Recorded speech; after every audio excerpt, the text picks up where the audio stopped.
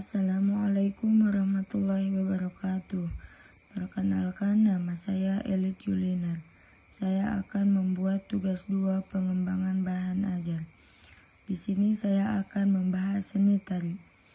Seni tari adalah seni yang mengekspresikan nilai batin melalui gerak yang indah dari tubuh atau fisik dan mimik. Seni tari merupakan ungkapan yang disalurkan atau diekspresikan melalui gerak-gerak organ tubuh yang ritmis dan indah, mengandung kesusilaan serta selaras dengan gending sebagai iringannya. Jenis seni tari. Yang pertama, jenis tari berdasarkan artistik atau konsep geraknya. Yang kedua, jenis tari berdasarkan fungsinya. Yang ketiga, jenis tari berdasarkan bentuk penyajiannya. Jenis tari berdasarkan artistik atau konsep geraknya. Yang pertama, tari primitif. Tari primitif merupakan ungkapan kehendak atau keyakinan. Gerakan tarian primitif biasanya memiliki makna tersendiri dalam upacara tertentu. Yang kedua, tari rakyat. Tari rakyat adalah tarian yang lahir atau berasal dan juga hidup dan berkembang di kalangan rakyat atau sekelompok masyarakat. Gerak tarinya tidak mempunyai aturan yang standar. Yang ketiga, tari klasik. Tari klasik adalah tarian yang bersifat artistik tinggi dan mempunyai standar atau norma yang cukup kuat, sehingga ada pembakuan gerak dan mengandung konsep simbolik dan filosofi. Gerak-gerakannya memiliki aturan tertentu, yaitu diatur secara teliti, meningkat, dan tidak boleh dilanggar. Jenis tari berdasarkan fungsinya. Yang pertama, tari religi. Tari religi atau agama adalah tari yang dipercaya memiliki kekuatan khusus. Tari religi memiliki tradisi khusus membawakannya.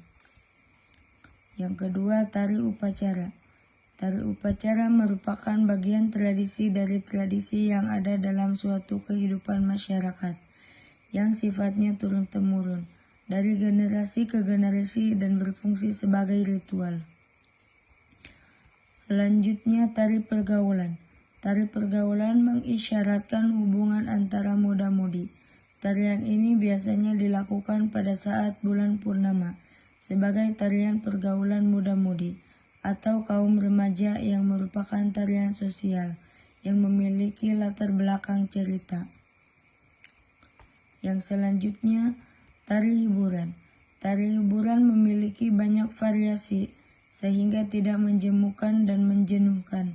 Oleh karena itu, jenis tari ini menggunakan tema-tema yang sederhana, tidak muluk-muluk, serta diiringi lagu yang enak didengar dan mudah dicerna. Selanjutnya, tari teatrikal. Ciri tarian jenis ini adalah bahwa tarian ini merupakan bentuk pertunjukan yang dikemas secara lengkap antara unsur seni rupa, musik, teater, dan tari. Pertunjukan digarap dengan menyertakan komunikasi dengan penonton, sehingga diperoleh kesan teatrikal. Jenis tari berdasarkan bentuk penyajiannya. Yang pertama, tari tunggal. Tari tunggal adalah tarian yang ditarikan oleh seorang penari, baik penari putra maupun penari putri. Akan tetapi, tari tunggal tidak mutlak harus ditarikan oleh seorang penari. Ada tari tunggal yang ditarikan oleh beberapa penari, misalnya tari gembyong dari Jawa Tengah dan tari tenun dari Bali. Selanjutnya, tari berpasangan atau duet. Tari berpasangan atau duet adalah tarian yang dibawakan oleh dua penari. Untuk tarian duet tersebut, penari dapat berpasangan sejenis, pria dengan pria, atau wanita dengan wanita, atau berpasangan tidak sejenis, pria dengan wanita. Setiap penari dalam tari berpasangan mempunyai peran sendiri. Penari satu dengan penari yang lain saling melengkapi atau memiliki kaitan erat dalam pengolahan gerak tarinya. Tari kelompok. Dalam tari kelompok dikenal tari massal dan drama tari. Tari massal dibawakan oleh banyak penari. Gerakan setiap penari tidak saling berkaitan dan tidak saling melengkapi satu sama lain. Namun, sekarang posisi penari atau pola lantai tari massal diatur sedemikian rupa, sehingga meningkat nilai artistiknya. Unsur seni tari. Yang pertama ada gerak, yang kedua iringan, yang ketiga ekspresi, yang keempat tata rias dan busana, dan yang kelima ada tema. Gerak tari merupakan unsur utama dari tari. Gerak di dalam tari bukanlah gerak yang realistis, melainkan gerak yang telah diberi bentuk ekspresif dan estetis. Gerak dalam tari berfungsi sebagai media untuk mengkomunikasikan maksud-maksud tertentu dari koreografer. Yang kedua, iringan. Untuk memperkuat dan memperjelas gerak ritmis dari suatu bentuk tarian, diperlukan sebuah iringan. Ada dua macam iringan dalam tari, yaitu iringan internal dan iringan eksternal. Iringan internal adalah iringan tari yang langsung ditawarkan oleh penari. Iringan eksternal adalah iringan yang berasal dari luar diri penari. Yang ketiga, ekspresi.